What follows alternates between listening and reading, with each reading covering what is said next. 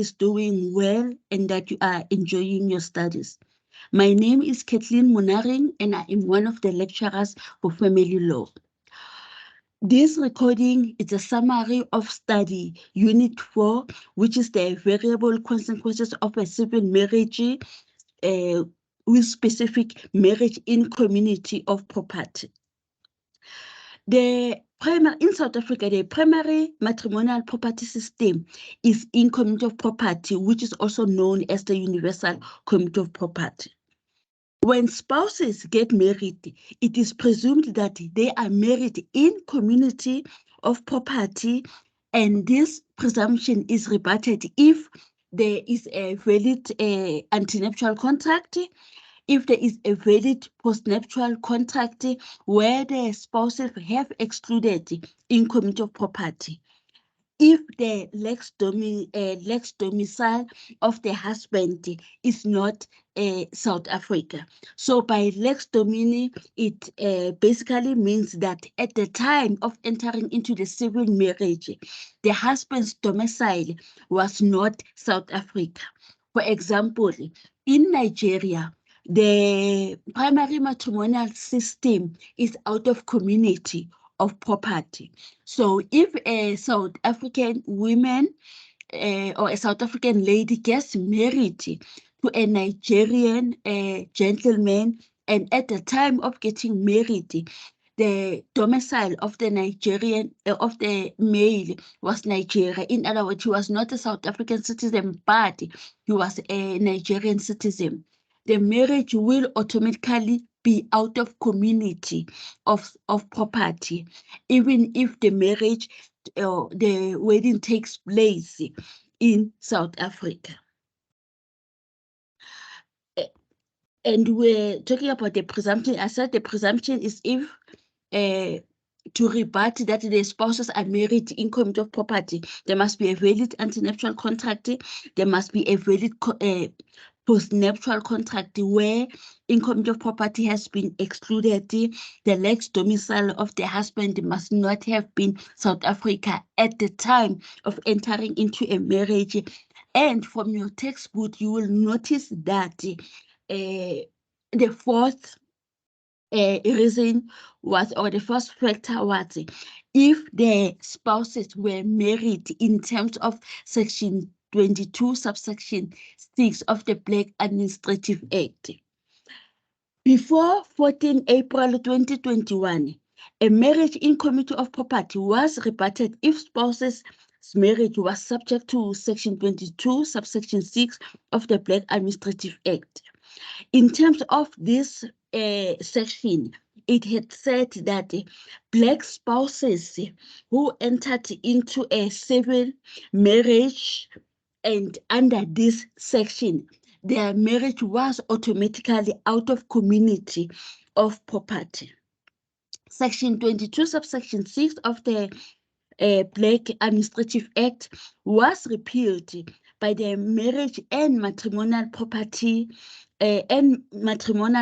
Law Amendment Act, which deleted section 22 subsection 6 and inserted section 21 subsection 2 subsection A into the Matrimonial Property Act. The Matrimonial Property Act is the act that regulates the matrimonial property systems in South Africa. Section 21 subsection 2 subsection A gave Black spouses the right to now get married, firstly, for their marriage to be automatically in community of property, and secondly, to have a choice as to whether they want to get married completely out of community of property, or they want to get married in terms of the accrual system. We will talk about the accrual system in our next recording. However, this section 21, subsection 2, subsection A, did not apply to existing marriages, as it changed the law and allows or gave Black spouses who enter into a civil marriage for their marriage to automatically be in community of property or to have an option as to whether they want to get married with the accrual system. This only applied for marriages which were entered into after the amendment. The marriages which were entered into before the amendment were still, their marriage was still subjected to being out of community of property unless if the spouses change their matrimonial property system from out of community of property to income of property, and they were given a period of 2 years after the amendment to make that change. If after the 2-year period, the spouses did not change, their marriage was subjected to out of community of property. On 14 February 2021, the Constitutional Court, in the case of Sithole versus Sithole, declared that Section 21, subsection 2, subsection 8 is unconstitutional. The Constitutional Court held that all marriages of Black persons that are out of community of property and were concluded in terms of Section 22, subsection 6 of the Black Administrative Act are now automatically in community of property. So that basically means that if you want to rebut that the spouses are married in community of property, you can no longer say Section 22 subsection 6 of the Black Administrative Act also now applies. In terms of the Sithole versus Sithole, all marriages that are entered into in terms of Section 22 subsection 6 of the Black Administrative Act are now automatically in community of property. If a student, if you are confused and you need further clarity on this, you can send me an email on monaringkn@unisa.ac.za so that I can give further clarification, or I can share with you the summary notes which I have done, which whereby I explain, I briefly summarize the position as is. Now we are moving to nature of incommunity of property.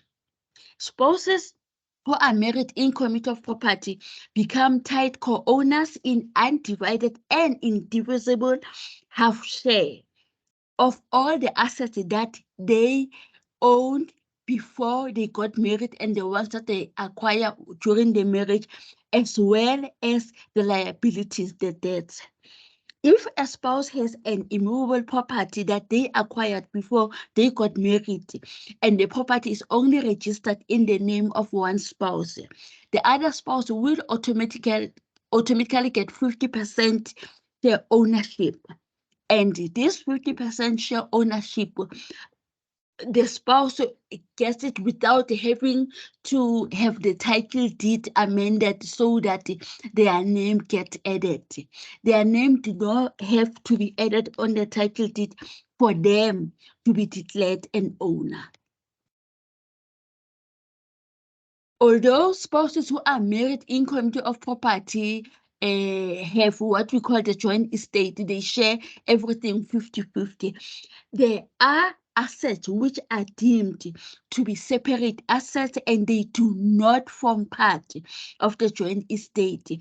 These assets, for example, the assets which have been excluded in the antenuptial contract, assets which have been excluded in a will or a deed of donation, assets which are subject to the fiducium or usufruct, the jocalia or engagement gift, and benefits that are obtained under the Friendly Societies Act, and non-patrimonial damages.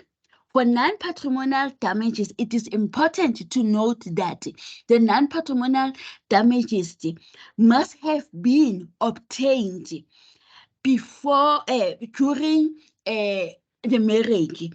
If the non-patrimonial damages were obtained or were acquired before or were given to a spouse before the parties got married, those non-patrimonial damages will form part of the joint estate. Please have a look at the Constitutional Court judgment of LH versus ZH 2022. Volume 1, page 384, where the Supreme Court of Appeal held that non-patrimonial damages received before the spouses got married form part of the joint estate. The other separate assets are costs in matrimonial action and proceeds that are excluded by the court in terms of the Prevention of Organized Crime Act. Now, liabilities. As I stated, all debts, the antenuptial debts, the debts that were covered before the marriage, and those that are acquired during the marriage form part of the antenuptial, form part of the joint estate. However, please note Section 19 of the Matrimonial Act, which applies whenever a spouse is liable for delictual debt. If the delictual debt was incurred before the marriage, the debt must first be recovered from the separate estate or from the separate property or assets or funds of the spouse who committed the delict. Debts incurred during the subsistence of the marriage.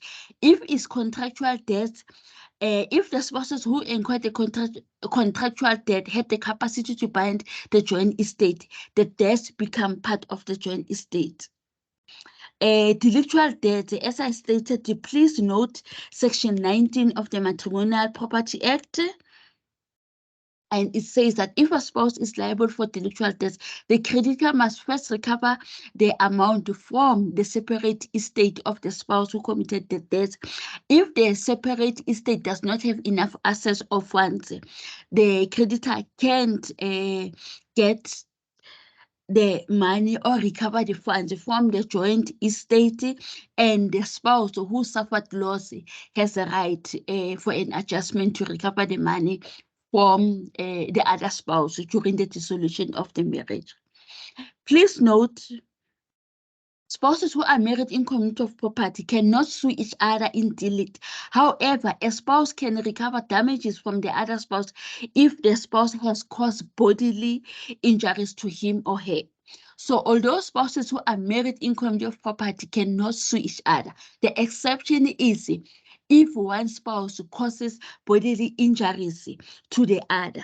That is when a spouse can now bring in a claim, only if there is bodily injuries. Section 17, subsection 1, subsection A of the Matrimonial Act allows a spouse to institute legal proceedings in connection with the estate without the spouse's in connection with their estate, in other words, the separate estate without the consent of their spouse, or their separate estate without the consent of their spouse.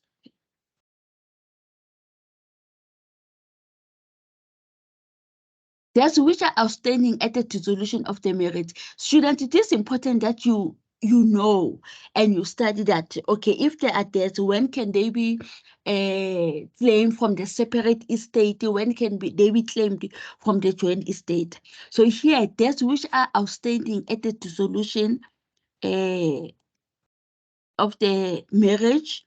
Here we are talking about the contractual debts. Antenuptial debts which have not been paid after the marriage have been dissolved are recovered from the original debtor. We are talking here about the contractual debts. Debts incurred during the marriage can be claimed from the original debtor, or only half may be claimed after the dissolution of the marriage. A spouse who paid the full debt has a right of recourse to get 50% back from the other spouse. Now, administration of the joint estate. Both spouses have equal powers to administer the joint estate and incur debts that bind the joint estate. Section 11 of the Matrimonial Property Act has abolished marital power and replaced it with equal administration of the joint estate. Section 14 of the Matrimonial Property Act states that a wife married in community of property has the same capacity to dispose of the assets of the joint estate, incur debts, and manage the joint estate. Student, please make sure that you study all the relevant pages with regard to administration of the joint estate. Pages 71 to 74 talks about transactions for which consent of both spouses is required. Pages from 74 to 75 talks about the transaction where the consent is not compulsory or is not necessary. Now, protection measures in respect of the administration of the joint estate. We've got statutory remedies and we've got common law remedies. Please know the different, for example, for statutory remedies, you must know the protection for that parties. That is when a third party enters into a transaction with a spouse who's married in community of property, but the third party was not aware that the spouse did not get the relevant consent. No, the protection between the spouses. What happens if a spouse enters into a transaction without getting the consent from the spouse? Please note section 15, subsection 9, subsection 8, section 15, subsection 9, subsection B, section 16, subsection 1, section 16, subsection 2, and section 20 of the Matrimonial Property Act. Common law remedies, please know the remedies that spouses can use under the common law, which is the interdict, the exio police utilus, and the right of recourse upon dissolution of the joint estate. Student, to succeed in family law, one of the things that you must do is just make sure that you understand, like you have a basic knowledge on how family law works. Because once you understand that, then it's going to be easy for you to memorize and to understand the different sections. And fortunately, the exams is an open book. So once you understand and when you write the exams, you'll be having your textbook, you'll be having your study guide, you will be having the relevant tutorial letters. It's going to be very easy for you to actually be able to understand the exam and hopefully do well in your exam. The key in family law is just make sure that you understand. For example, study 4, as I was doing a summary, just make sure that you understand the basic principle of in community of property. What does it entail? And if you can grab that, then the other sections is going to be easy for you to understand. Please study all your prescribed textbook and study guide. Please study all the tutorial letters, and then if you need this summary notes, you can send me an email on my email address is monar, KN, MONARKN @unisa.ac.za. I will share with you the summary that I have done. Good luck, student, with your assignments, with your studies, and I hope that you do well. And yeah, have a good day. And I will do another recording where I will be talking about out of community of property. Thank you for listening to this recording, student, and have a good day.